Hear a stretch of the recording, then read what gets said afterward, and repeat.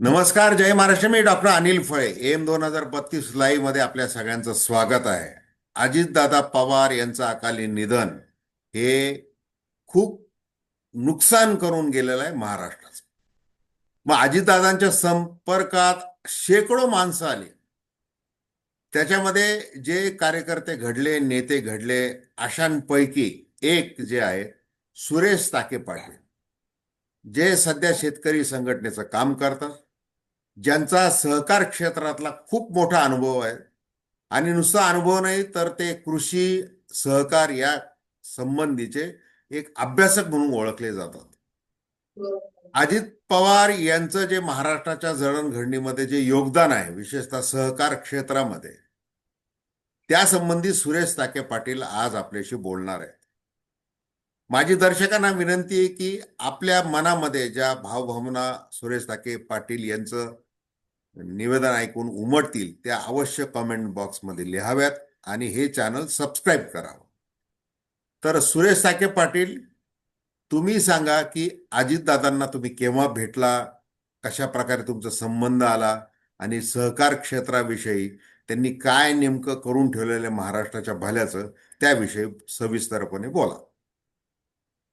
नमस्ते फळे साहेब. मी आवर्जून सांगतो, पहिल्यांदा अजितदादांना मी फक्त माझ्या आयुष्यामध्ये एकदा भेटलेलो आहे, तेही विद्यार्थी दशेमध्ये.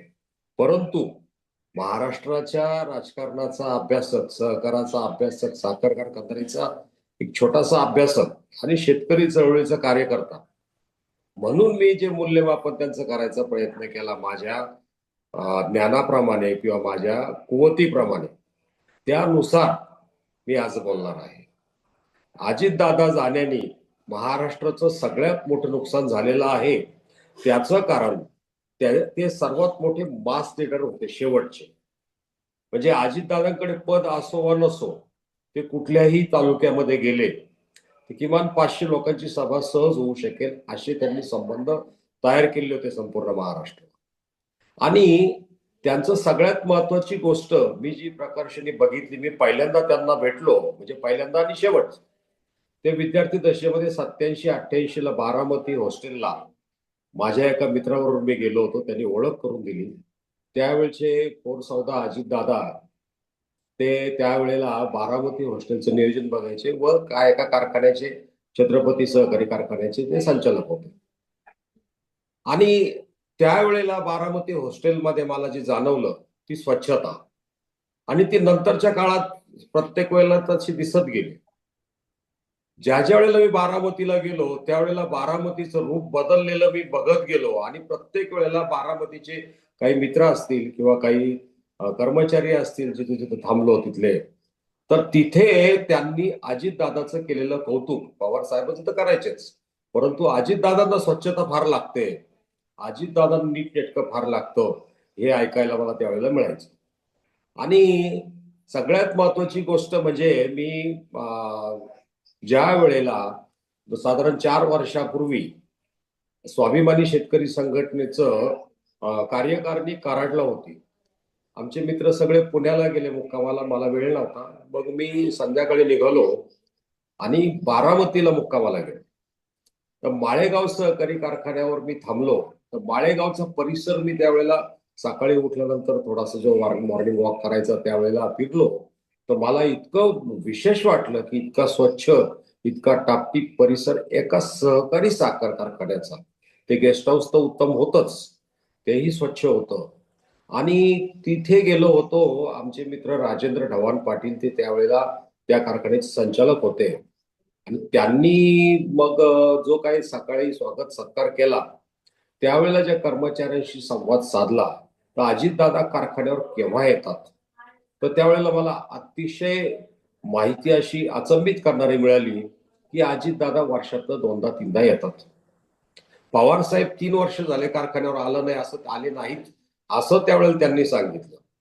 आणि मग मला प्रश्न पडला की मी आता नगर जिल्ह्यामध्ये बघतो की कारखान्यामध्ये, सहकारी साखर कारखान्यामध्ये बरेचसे साखर कारखानदार जवळपास आठवड्यातले 3 दिवस तरी असतात किंवा त्यांच्या कुटुंबातलं कोणी ना कोणी असतं.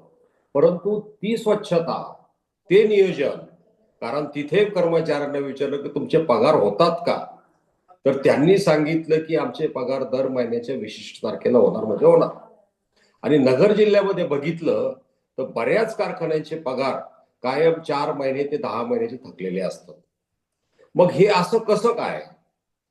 आणि मग मी त्या कारखान्याचा अहवाल मागवला, तर ते एका कर्मचाऱ्याने तो आणून दिला एमडी साहेबांच्या घरून. तो अहवाल आजही माझ्याकडे आहे, तो वाचला तर अतिशय सुस्थितीमध्ये, खूप मोठ्या प्रमाणामध्ये त्यांचा रिझर्व आहे. म्हणजे आजही कारखान्याला काही अडचण आली, एखाद्या काही कारणास्तव क्रशिंग झालं नाही, तरीही तो कारखाना सुस्थितीत राहील इतक्या प्रमाणामध्ये कॉन्टिंजन्सी रिझर्व असो किंवा इतर रिझर्व त्यांनी तयार करून ठेवलेले आहे.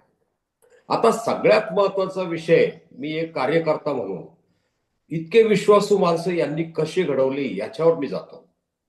कारण एका माणसाकडून काहीही काम होणं शक्य नाही. माणसाचा समूह खूप मोठं काम करू शकतो, आणि तो माणसाचा समूह जो मोठा करील तो मोठा व्यावसायिक, मोठा उद्योजक काहीतरी होऊ शकतो, याच्यावर आपला ठाम विश्वास आहे. आपणही व्यवस्थापनाचे विद्यार्थी आहोत, कॉमर्सचे विद्यार्थी आहोत. तर त्यांनी त्या कारखान्यामध्ये ते जर फक्त वर्षात दोनदा तीनदा येतात तर सगळं कसं सुरळीत चालतं याची मी माहिती नंतरच्या काळात घेण्याचा प्रयत्न केला. मग तो छत्रपती सहकारी साखर कारखाना असो किंवा माळेगावचा कारखाना असो, बाकीचे त्यांचे खाजगी कारखाने तिच्यावर मी बोलणार नाही, पण सहकारातल्या कारखान्याविषयी बोलणं, कारण मी एक सहकारी संस्थेचं संचालक सभासद किंवा याच्यामुळं मला ते बोलणं गरजेचं आहे शेअर होल्डर म्हणून. तर त्यामध्ये अजितदादांनी प्रत्येकाला नेमून दिलेले कामं आणि जबाबदारी वाटून दिलेली आहे. तसेच निर्णयाचे, कुठल्या परिस्थितीत निर्णय घेण्याचे त्यांना अधिकार दिलेले आहेत. आता याच्याकडे मी आणखी दुसऱ्या नजरेने बघतो, ते म्हणजे गुजरात मधलं गणदेवी सहकारी साखर कारखाना. गणदेवी सहकारी साखर कारखान्यामध्ये आपले लातूरचे एक, आता मी नाव विसरलो त्या व्यक्तीचं, ते तिथे कार्यकारी संचालक होते. तसेच आपल्या श्रीरामपूर कोलारचे एक गृहस्थ तिथे कार्यकारी संचालक होते. त्यांच्याशी मी संवाद साधलेला आहे. तर त्यांना सगळं विकायला संचालक मंडळ ठरविल त्याची अंमलबजावणी करण्याचं त्यांचं काम असायचं. इथे आपल्याकडे संचालक टेंडरच्या मिटिंगा घेतात आणि विक्रेत्याशी बोलतात, ज्यांना माल विकायचा आहे त्यांच्याकडे किंवा खरेदीचं आहे. तसं तिथे नाहीये. हा माल घ्यायचा आहे आणि केवढ्यापर्यंत मिळेल याची मागणी करा, आणि त्याच्यानंतर ते टेंडर ठरवलं जातं. त्यातला योग्य पद्धतीचा माल किंवा योग्य पद्धतीची वस्तू किंवा काही कॉम्पोनंट, काही मशिनरी ते विकत घेण्याचे त्यांना अधिकार आहेत, कारण ते त्यातले पारंगत आहेत. आणि या सगळ्या गोष्टीचा विचार करता अजितदादांचं आणखी एक वैशिष्ट्य बघितलं आपण, तर अजितदादा हे घडले कसे, हा एक सगळ्यात महत्वाचा विषय आहे. कारण माझ्या माझ्या माहितीनुसार किंवा अभ्यासानुसार अजितदादा हे शेवटचे कदाचित शेवटचे मास लीडर असतील. कारण कन्स्ट्रक्टिव्ह कुठेतरी काहीतरी तयार करणं, काहीतरी घडवणं, लोकांच्या सोयी उपलब्ध करून देणं, यातून आलेले नेत्यांपैकी ते एक होते. आता जे नेते येता राजकारणामध्ये येत आहेत ते उत्सवी आहेत. कुठेतरी दहीहंडी करणं, कुठेतरी एखादा उत्सव करणं आणि त्यातून वर्गणी गोळा करणं, त्यातून समाजापुढे मिरवणं, त्यातून समाजापुढे नाचणं, आणि यातून घडलेले नेते वेगळे आणि कन्स्ट्रक्टिव्ह काम करून समाजाला सुविधा उपलब्ध करून, समाजाला रोजगार उपलब्ध करून येणाऱ्या नेत्यामध्ये हे कदाचित शेवटचे असतील. कारण यांचं इतकं मोठं काम आहे. ठीक आहे, त्याच्यावर टीका असतील, काही लोकांना वाटतं की सगळं यांचंच, परंतु जर कंपनी ऍक्ट नुसार जर एखादा एंटरप्रेनर तयार होऊ शकतो, तर सहकारातून तो एंटरप्रेनर का तयार होऊ नये. परंतु त्यांनी फक्त माझा व्यक्तिशः कुठल्याही साखर सम्राटाला विरोध नाही आहे, त्यांच्या त्या प्रवृत्तीला आहे. त्या प्रवृत्तीविरुद्ध, त्या भ्रष्टाचाराविरुद्ध, त्या भ्रष्ट प्रवृत्तीविरुद्ध किंवा ते जे जुलूम करतात त्याच्या विरोधात आम्ही लढत असतो. आम्हाला काही साखर सम्राट व्हायचं नाहीये, साखर कारखानदार व्हायचं नाही आहे. परंतु जी काही बऱ्याच ठिकाणी चालतं महाराष्ट्राच्या सहकार चळवळीमध्ये, आणि मला असं वाटतं की त्याचा एक वस्तुपाठ, त्याचा एक दीपस्तंभ अजितदादांनी त्यांच्या सहकारी कारखान्यातून करून ठेवलेला आहे. परंतु बाकीचे कारखानदार अजितदादांना भेटतात, परंतु त्यांच्या कारखान्यात जाऊन अभ्यास का करत नाही, किंवा गुजरातच्या गणदेवी सहकारी कारखान्यात जाऊन अभ्यास का करत नाही, किंवा आपल्या नवीन संचालकाला तिथे अभ्यासाला का पाठवत नाही, हा सगळ्यात मोठा प्रश्न आहे. आता अजितदादांच्या कामाचं मूल्यांकन त्यांनी 11 वेळेला ते महाराष्ट्राचा अर्थसंकल्प मांडला, 6 वेळेला ते उपमुख्यमंत्री झाले. तर अर्थमंत्री म्हणून त्यांचं काम मोठं आहे.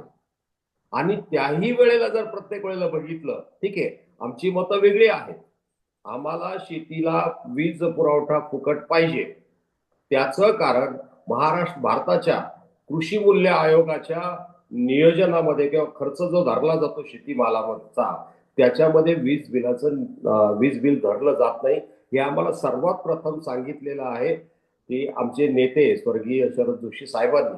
त्यामुळे वीज दर वाढीला याला आमचा, किंवा वीज न भरण्याला कर कर्जा बिजली का बिल नाही देंगे ही शपथ आम्ही घेतलेली आहे. स्वर्गीय शरद जोशी साहेबांनी ती आम्हाला दिलेली आहे. परंतु अजितदादा वीज मंत्री असताना त्यांनी विजेचं बिल भरण्याचं, अन्यथा वीज कनेक्शन कट करण्याचा आदेश दिला होता. त्यावेळेला मोठा संघर्ष शेतकरी आंदोलकांमध्ये आणि महाराष्ट्र शासनाच्या वीज मंडळाच्या कर्मचाऱ्यामध्ये, अधिकाऱ्यामध्ये झाला होता. परंतु नंतर ते सगळं झालं. नंतर संभाजीनगर हायकोर्टामध्ये जे ऍडव्होकेट अजय तल्लार आहेत, सॉलिसिटर, त्यांनी एक संघर्ष करून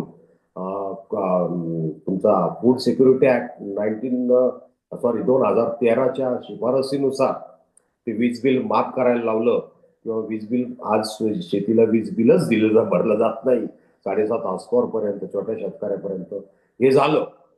परंतु तो निर्णय त्यावेळेला मला आवडलेला नव्हता. परंतु अजित, ठीक आहे, प्रत्येक व्यक्ती काय देवत्व आलेलं नाही आपल्याकडे, सगळ्यांकडूनच योग्य पद्धतीने होतच असं नाही, सगळे सुखी ठेवता येतात राज्यकर्त्याला, असंही मी मानत नाही. परंतु सगळ्यात महत्वाची गोष्ट जी आहे ती, त्यांच्या बारामतीला आपण जे पहिल्यांदा गेलो, मी कॉलेजला असता त्यावेळेचं बारामती हे श्रीरामपूरपेक्षा छोटस गाव होतं. आणि त्यानंतर जे बारामती जे वाढत गेलं, बारामतीचा जो विकास झाला, बारामती तालुक्याचा विकास झाला. मध्यंतरी शरद पवार, अजित पवार दादांची एक मुलाखत ऐकली होती, तर बारामतीमध्ये पाणी कसं वाढवलं याच्याबद्दल ते जसे बोलले, किंवा पूर्वी फक्त एक निरा भाटघर धरण होतं, आणि निरा भाटघरवर त्यांनी नंतर वीरची उंची वाढवली, वीर धरण वाढवलं, गुंजवणी केलं वगैरे, असे धरणं केले, आणि त्या निरा खोऱ्यामध्ये पाणी वाढवलं. हे कसं वाढवलं वगैरे याच्याबद्दल त्यांनी सविस्तर दिलेलं आहे. म्हणजे थोडक्यात काय, समाजाला जे हवंय, समाजाच्या जगण्याच्या सुविधा उपलब्ध करून देण्यासाठी जे प्रयत्न करता येतील ते प्रयत्न यशस्वीपणे करणारा हाच खरा राज्यकर्ता असतो. शेतकऱ्यांच्या प्रश्नाचं भांडवल करून राजकारण करणाऱ्यांची संख्या अलीकडे वाढत चाललेली आहे. परंतु ते प्रश्न सोडवण्याकडे जाणारे राज्यकर्ते ही विरळ असतात, आणि त्यातले एक अजित पवार होते असं मला वाटतं. आता अजित पवार घडले कसे, तर त्यांच्या याचा संपूर्ण, आता आपण त्यांच्यापेक्षा छोटे आहोत वयाने पण, परंतु मी त्याचा, ज्या वेळेला मी एक शेतकरी कुटुंबातला मुलगा, आणि अजितदादाही शेतकरी कुटुंबातले, ठीक आहे, त्यांच्या घरामध्ये आप्पासाहेब पवार प्रवारा कारखान्यावर एमडी होते, इतरही व्यवसाय इतर त्यांचे काका करत होते. तरीही एकत्र कुटुंब पद्धतीमध्ये हा त्यांचा व्यक्तिगत विकास घडला असं माझं मत आहे. आज मराठा समाजामध्ये किंवा शेतकरी कुटुंबामध्ये, मी मराठा म्हणणार नाही, कारण शेतकऱ्याच्या 4 जाती आहेत, त्याच्यामध्ये माळी आहे, धनगर आहे आणि गवळी आहे. तर ह्या शेतकरी कुटुंबामध्ये कुटुंब विभाजनाची एक लाट आलेली आहे, आणि त्या लाटीतून भविष्य काळामध्ये चांगले कार्यकर्ते, चांगले विकासक म्हणूया, किंवा चांगले नेते आज घडणार नाहीत. कारण एकत्र कुटुंबामध्ये जी ऍडजस्टमेंट करण्याची सवय लागते, एकमेकांना सांभाळून घेण्याची सवय लागते, ती सवय स्वतंत्र कुटुंबामध्ये, विभक्त कुटुंबामध्ये नसते. लाडकोड जास्त होता. अशा पद्धतीने माणूस घडत नाही आणि त्याचाच परिपाक आज समाजामध्ये चांगले कार्यकर्ते होत नाही, निर्माण होत नाही, असं मला वाटतं. सगळ्यात महत्वाची गोष्ट अशी आहे की 1980 मध्ये जे 81 मध्ये जे शेतकरी आंदोलन, शरद जोशींचं ऊस आंदोलन झालं, त्या ऊस आंदोलनामध्ये, त्या ऊस आंदोलनाच्या पाठीमागे शेतकरी एकत्र कुटुंब मोठं आंदोलन झालं. त्याचं कारण शेतकऱ्यांची एकत्र कुटुंब पद्धती होती, हे काही नेत्यांच्या लक्षात आलं आणि त्यांनी कुटुंब विभक्त करून द्यायला सुरुवात केली. तर श्रीरामपूरच्या तालुक्यामध्ये तसेच कोपरगाव तालुक्यामध्ये एकत्र कुटुंब पद्धती आता जवळपास लयास गेलेली आहे आणि काही नेत्यांनी ती जाणीवपूर्वक कुटुंब विभक्त केलेले आहेत. आता ही जी फॅशन आहे, ही फॅशन समाजाच्या वाढीसाठी, नेतृत्व विकासासाठी मला असं वाटतं की चुकीची आहे. अजितदादा पवार हे दादा होते एका कुटुंबातले, भावंडांमध्ये. त्यांच्यापेक्षा थोरले बंधू राजेंद्र दादा आणि त्याच्यानंतर अजितदादा. तर ते दादापणा जो आहे ते संपूर्ण महाराष्ट्राचे दादा कसे झाले हे कुणाला कळलंच नाही. ते दादा पण टिकवण्यासाठी त्यांनी स्वतःमध्ये जे जे बदल केले त्याच्यामध्ये त्यांचं शिस्त, वक्तशीरपणा, शिस्त, निर्व्यसनी हे काही गुण खरोखर वाखाणण्यासारखे आहेत आणि नवीन कार्यकर्त्यांनी त्याचं, म्हणजे मी तर असं म्हणेल की दादा दादा म्हणून रडण्यापेक्षा दादांचा एक तरी गुण घेतला, सकाळी लवकर उठण्याचा किंवा वक्तशीरपणाचा, आणि त्यातून जर कार्यकर्त्यांनी त्यांचं ते अनुकरण केलं किंवा त्यांच्या अभ्यासूपणाचा, त्यांचं ज्या वेळेला प्लेन क्रॅश झालं त्यावेळेला माझ्या डोळ्यासमोर फक्त ती कागद होती. कारण हा माणूस विमानात बसताना एवढी मोठी कागद घेऊन निघाले होते. ते त्यांना वास्तविक त्यांना सभा करायच्या होत्या, तरीही या 20-25 मिनिटांमध्ये काही कागदांचा, काही कामाचा निपटारा मी करील याकडे त्यांनी कटाक्ष ठेवून काही पेपर्स, म्हणजे वेळ ते घालवत नव्हते. सामाजिक कामाचे, लोकांचे खासगी प्रश्न.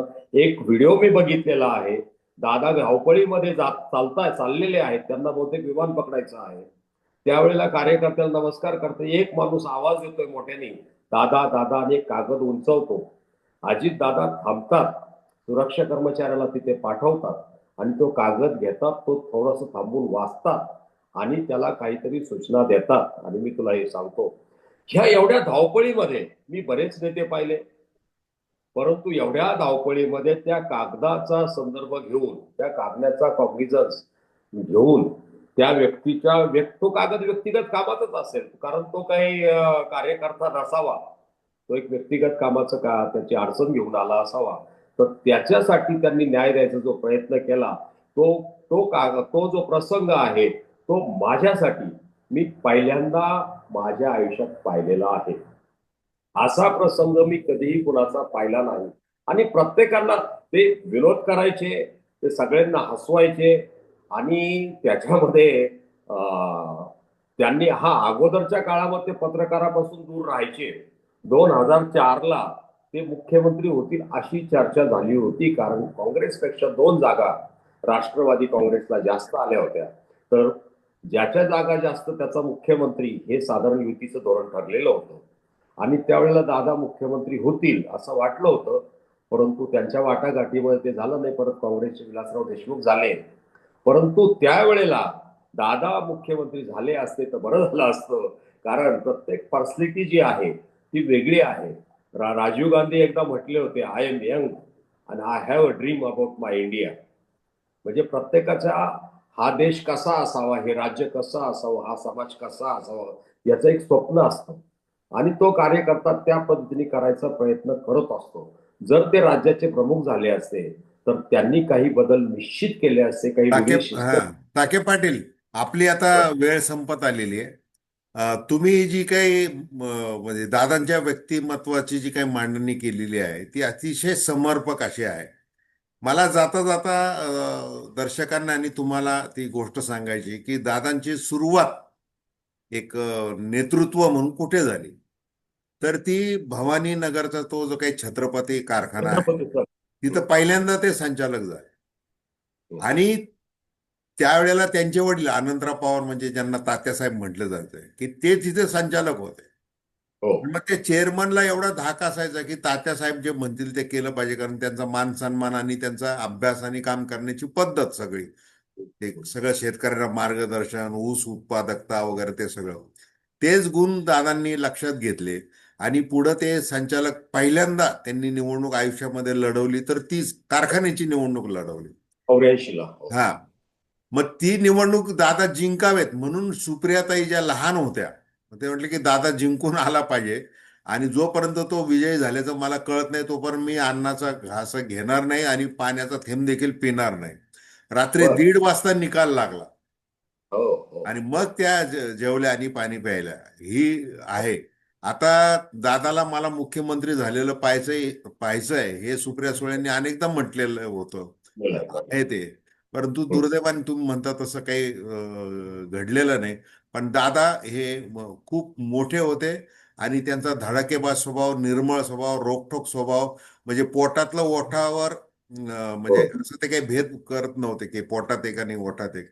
तर खूप निर्मळ मनाचा माणूस आपण गमावलेला आहे. तर हो. सुरेश हो. टाके पाटील, तुम्ही अतिशय योग्य प्रकारे वर्णन केलेलं आहे दादांच्या व्यक्तिमत्वाचं. खूप खूप धन्यवाद. धन्यवाद.